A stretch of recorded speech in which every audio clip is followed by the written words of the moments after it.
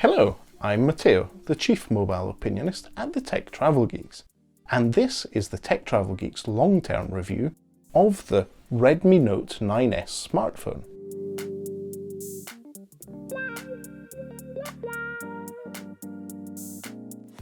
If you don't already, please do subscribe to the Tech Travel Geeks here on YouTube. The Redmi Note 9S is a really interesting device, launched in the first half of 2020, which offers amazing value for money in the £200 to £300 price range, depending on the model you purchase and where you purchase it from. I purchased mine for £220 in April from AliExpress. For that I got the 6GB of RAM and 128GB storage version. Now, the Redmi Note 9S is powered by the Qualcomm Snapdragon 720G chipset. That's the same chipset we saw on the Oppo Reno 2 and is, for most users, going to be more than enough to power their day-to-day use of the smartphone and some pretty intensive gaming and maybe even photo and video editing. The Redmi Note 9S is characterized by two main features: amazing battery life, powered by a 5000 mAh battery, and a pretty large 6.7-inch LCD display. That 6.7-inch LCD display is a full high definition one, and it's also capable of HDR10 support. So if you have any compatible apps that can stream content in HDR format, you'll be able to view that with some punchy colors and darker areas in darkness. Now, the 6.7-inch display is a lovely full high definition one, as I said, but that brings a bit of an ergonomics challenge to the device. That's a big phablet. Back in the day we used to call them phablets. But overall, Xiaomi have done a great job with the Redmi Note 9S in managing to make it relatively light and very usable. The way they've done that is by using a plastic frame for the device. The Redmi Note 9S has a plastic frame and a glass back and glass screen. Both the front and the back of the device are Gorilla Glass 5, so they should be slightly more resistant to drops and pressure than standard glass. The back of the device is slightly curved at the edges, which gives it a nice positioning in the hand. Not only that, there's no fingerprint reader in the screen or on the back of the device. Xiaomi have chosen to put the fingerprint reader in the power button on the side of the device. This is really handy if you're right-handed, but if you're left-handed you might need to get used to using your index finger whilst you're holding the device with your left hand. The volume buttons are nicely placed just above the power button. Even though the device is a relatively large and long one, it's easy to get to it with the way the device is built. So as I said, ergonomically, it's a really nice device to use, especially in long sessions of watching video or playing games on the device. The top of the Redmi Note 9S has an infrared blaster. This is a feature we really like at the Tech Travel Geeks because it's useful when traveling if you don't want to use the mucky remote control that you find in a hotel room, or you just don't want to find your own remote control that's fallen down the back of the couch. At the bottom of the device there's a single speaker, which is pretty decent for this price range, the USB Type-C port and the usual microphone holes. The good news about the 6GB of RAM and 128GB storage version is that you can expand the memory of the Redmi Note 9S with a micro SD card.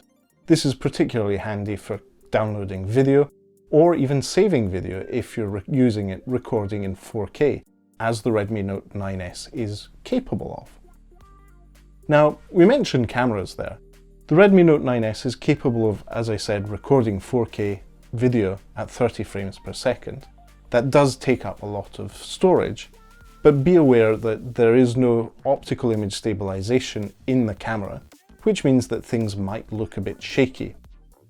That same optical image stabilization is also maybe a downside to nighttime photography on the main sensor.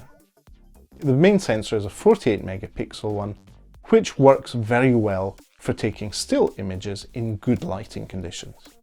Its downfall, as I said, is in nighttime photography, where other devices in this price range do perform better. So the main 48 megapixel sensor is paired with a 2 megapixel depth sensor, and the Redmi Note 9S takes really good portrait shots compared to other devices in its category, but on par with my iPhone 11. So in terms of portrait photography, as long as you have good lighting conditions, the Redmi Note 9S is very, very good. There is also an 8 megapixel ultra-wide angle lens, which is great in good lighting conditions, but as with the main one, suffers in low light. There is a bit of exceptional distortion in the edge of the frames of ultra-wide shots, but that may be used artistically if you're so inclined. For example, it can make my cats, Rodney and Vala, look like giants. There is also a completely pointless, in my view, 5 megapixel macro lens. I've never been able to get it to focus properly whilst pointing at devices up close. It, in my view, is, as I said, completely pointless and maybe just inflating the specifications sheet of the Redmi Note 9S. I personally have taken much better pictures from the main sensor up close with a subject than I can get with the macro lens. Now, the selfie camera on the Redmi Note 9S resides in a dot or a dot notch at the top of the lovely 6.7-inch screen. That selfie camera is a 20 megapixel sensor, and by default outputs shots at 5 megapixel. This is really good because it means that it's doing pixel binning. Every 4 pixels get put into one, and computationally the Redmi Note 9S puts things together to give you a relatively good shot. Essentially you're taking in more light, and the Redmi Note 9S is understanding what is what, and outputting quite pleasant shots. As with the main sensor on the back, its Achilles heel is in low light. But overall, for face unlock and other functions, the Redmi Note 9S does really, really well. Even for selfies, for the purpose of using the Reface app, which I've had lots of fun using, and sharing pictures with my friends over Telegram. Now, the Redmi Note 9S is a big screen device, which is quite heavy, but overall the ergonomics have been well handled by Xiaomi, and one of the key things that you'll most likely be doing with the device is watching video. That big 6.7-inch display is lovely and handles video very, very well. Now, especially if you're using it for a long time, the 5000 mAh battery does a great job of powering it. And if you need to charge, that battery charges with quick charge at 18 watts. It's not the fastest charging standard out there, but it works well. And in my experience, within a couple of hours, will fill up the battery completely from a level of 10 to 20%. The only area the Redmi Note 9S has a major issue in its price category and competing against other devices is the lack of NFC.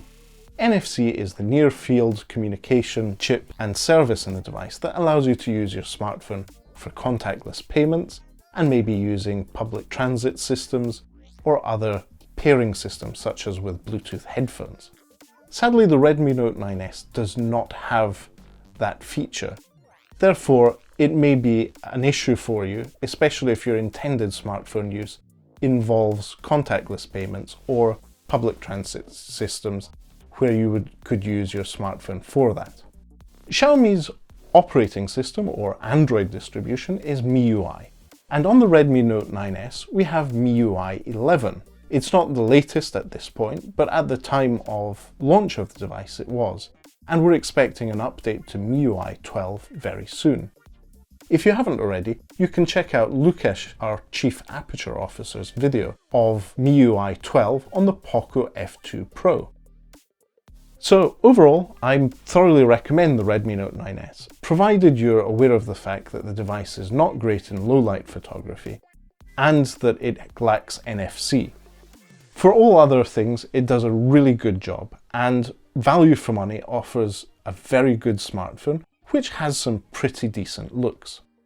There is a lot of competition in this market segment, and Poco have the X3 NFC coming soon, which the brand name in of itself tells you that it has NFC as a feature. Keep an eye on the Tech Travel Geeks YouTube channel, where we will be unboxing and reviewing the Poco X3 NFC soon. But for now, that's our long-term review of the Xiaomi Redmi Note 9S. Thank you for watching, and goodbye from us.